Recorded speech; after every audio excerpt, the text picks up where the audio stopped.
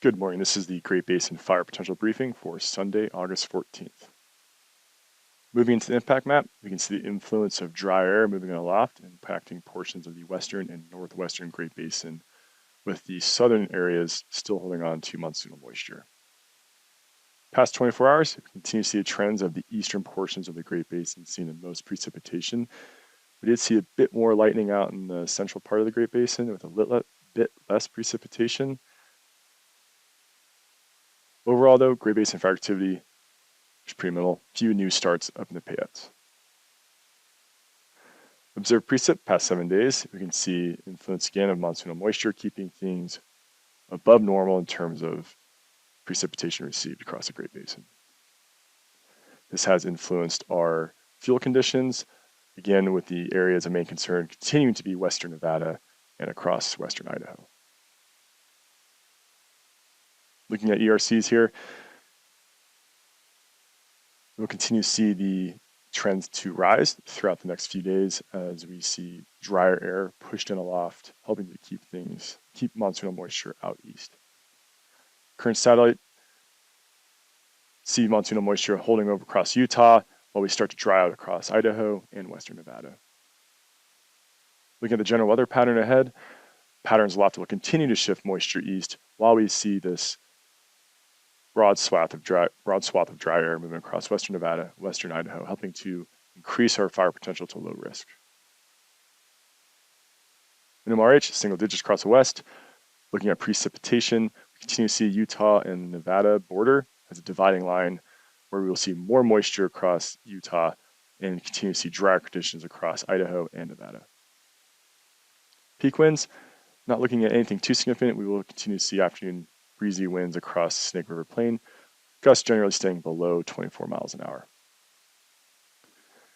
Moving into Monday, the high pressure pattern begins to shift west, more over the Great Basin, suppressing thunderstorm activity and keeping monsoonal moisture across southern Utah. We will continue to see drier air moving across western Nevada and western Idaho. We'll see minimum RH single digits, and as we move into Monday afternoon, dry, but Monday evening into Tuesday morning, we'll see a push of moisture helping to bring scattered thunderstorms across the region and some wetting rains. We can see this pretty clearly in the pattern aloft, this little push of moisture. That's what's going to cause our thunderstorms. Again, there's no strong signal for heavy wetting rains, more scattered thunderstorms, with the better signal for rain across southern Nevada. If we look at the precipitation map, we can see it pretty clearly. As we move from central Nevada north, continues to dry conditions and across Idaho as well. Looking at afternoon wind gusts, there's a signal that we will see some outflow winds in this area. There's thunderstorms in the vicinity, expect outflow. We will, anywhere in these vicinity of strong thunderstorms, 24 to 50 mile an hour winds, 15 minutes to 45 minutes duration. 3-day precip, continue to see a monsoonal moisture across Utah. However, we will be dry across Nevada and Idaho as well. Wednesday, we start to see the high pressure expand and start to swing moisture in across. We will be mostly dry. We do see some thunderstorms across central and northern Nevada.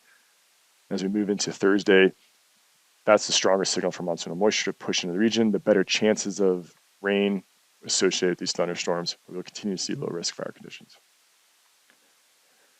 Friday, monsoonal moisture will push east, and we will continue to see drier conditions across the west. Saturday, monsoonal moisture is still holding on to Montana and Idaho. However, the drier conditions continue to look to be from Twin Falls to Elko.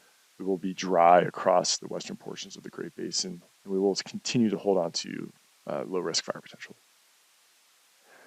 7-day precip map tells the story quite well. That dividing line between most precipitation will continue to be Utah and Nevada. That's where we'll see the biggest influence of monsoonal moisture. While we look west, more scattered thunderstorms, lower chances for wetting rain, especially across as you move north into Nevada, and continue to see dry conditions across western Nevada. 8 to 14-day outlook, above average temperatures across the Pacific Northwest and our northern portions of the Great Basin region. We continue to see near normal to below normal precipitation conditions. As we move south, we'll continue to hold on to monsoonal moisture, increasing thunderstorms increasing precipitation, suppressing fire activity. But as we move north through the Great Basin and west, that's where we continue to see increased fire activity. This concludes the briefing. Have a great day.